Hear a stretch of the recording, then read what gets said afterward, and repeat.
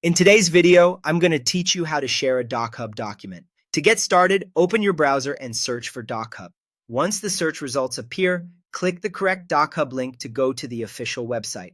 From there, sign into your account so you can access your documents and sharing options. After you're logged in, go to your dashboard. Here, you can either open an existing PDF or create a new document and upload your PDF if you haven't added it yet. Once the file is open, make any edits you need before sharing it.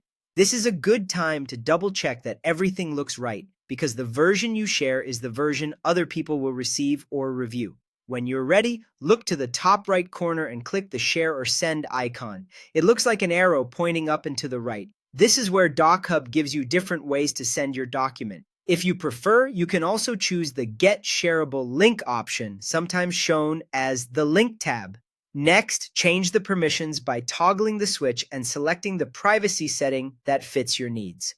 If you choose private, only the specific people you invite will be able to view the document. If you choose public, anyone with the link can view it or download a copy.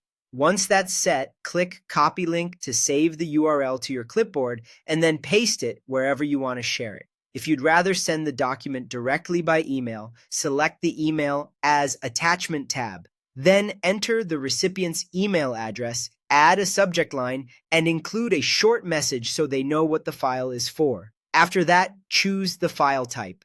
A flattened PDF is best if you want to lock the edits and prevent changes, while an editable file is the better choice if you want the other person to make updates. Once everything looks good, click Send Email. There's also another option if you need a signature. Click the Sign Request button, which is often located in the top right corner menu.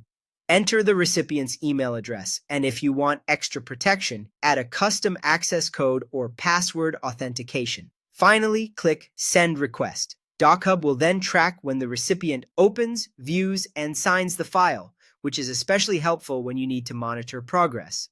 And that's how to share a DocHub document using a link, email attachment, or sign request.